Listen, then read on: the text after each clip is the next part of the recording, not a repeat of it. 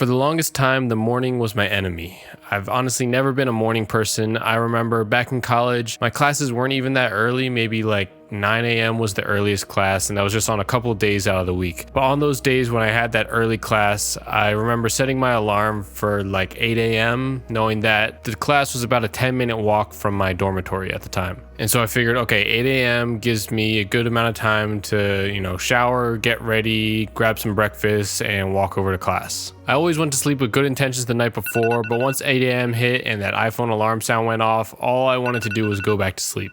You may have done this yourself, but imagine you hear that alarm sound in the morning, that one sound that anytime you hear it, it just like gives you PTSD, and you automatically, like second nature, just reach over, smack the snooze button. 8 a.m., snooze. 8:09, snooze. 8:18, snooze. 8:27, snooze. 8:36, snooze. That was what I did. I would snooze my alarm over and over again until literally the last minute before I needed to get out of bed. I think for my 9 a.m. class, it was like 8:49 when I finally jumped out of bed, frantically got dressed, and ran over to class. And you may have noticed that those were some oddly specific times that I just listed: 8:09, 8:18, 8:27, and that's because I've snoozed my alarm enough to know that the exact snooze length on the iPhone, like how long after you press snooze until it rings again, is exactly 9 minutes. I've always absolutely dreaded waking up in the morning, whether it was back in grade school, during college, or even now, working at a 9-to-5 job. However, this past year, everything changed for me, and I've been waking up between 6 and 7 a.m. nearly every day so far, apart from a couple days on the weekends where I'll sleep in a little bit. I've grown to love this time early in the morning before work and have been just leaping out of bed and rarely ever snoozing my alarm. I found that starting the day on the right note has skyrocketed my productivity, self-discipline, and energy levels throughout the entire day. And it's all because I've developed a simple, realistic morning routine that I seriously think you can start implementing tomorrow. All right, so let's dive into it. The first step, and honestly the most difficult one, is getting out of bed. And I found that the best way to do this, start by setting your alarm the night before and placing it where you'll have to physically get out of bed in order to shut it off. You can use your phone alarm, although I recommend supplementing it with a physical alarm clock. Just make sure that you aren't putting either right next to your bed, otherwise you're basically setting yourself up for failure. As for the time you want to set your alarm,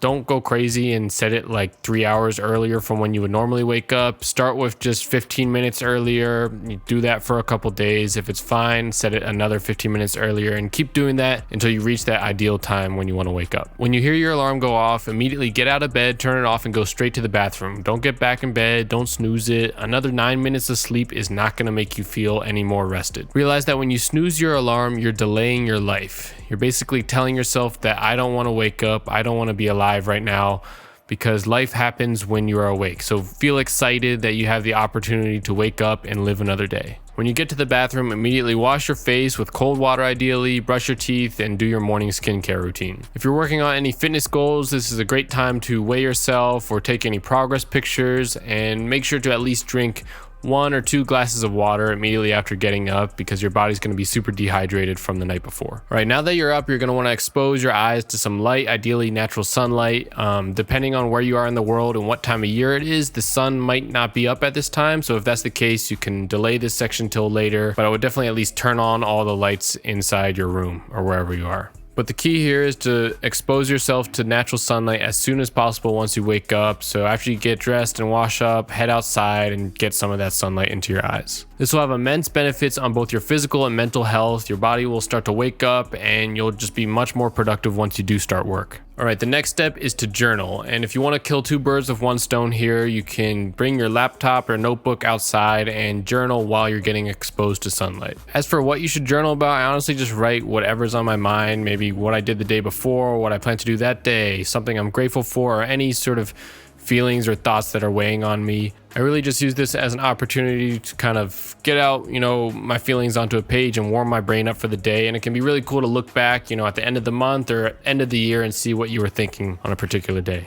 The final part of my morning routine is to do a quick 10-minute meditation while listening to 40 hertz binaural beats. I learned from Dr. Andrew Huberman that listening to 40 hertz binaural beats right before you do a deep work session can help you focus, so I like to conclude my morning routine with this right before I get to work. You might be thinking, wait, Miles, this seems just kind of basic and simple. There's like 4 steps, and I've heard this advice before. It doesn't seem like this is any kind of game-changing routine, and that's intentional. I made this routine very simple and basic because, as the title of this video says, I want it to be a realistic morning routine that you can start implementing tomorrow. I think if I gave you some 10-step complicated routine where you have to go work out for an hour and cook breakfast and do all this crazy stuff, you would probably end up just doing nothing and reverting back to your old ways of snoozing your alarm and getting out of bed at the very last minute. You might notice that I don't eat at all during my morning routine. I generally wait until after my first deep work session to eat anything. And that's because eating, and then especially digesting, takes a lot of work from your body and can cause you to slow down and just kind of feel sleepy. So I definitely want to avoid that first thing in the morning. I also don't like doing my main sort of intensive workout first thing in the morning because although I find that it'll energize me and wake me up in the morning, by early afternoon I start to just feel really tired and sleepy because of that early morning workout. Although when I go outside in the morning to get some sunlight, I do sort of walk around a little bit, so any sort of light exercise like that is probably fine. As you get comfortable with waking up early in the morning and doing some of the things that I mentioned in my routine, I definitely encourage you to customize this routine to fit your own lifestyle, your personal schedule, and your daily habits. Many people like to take cold showers, read, do visualization, say affirmations, and things like that. So I definitely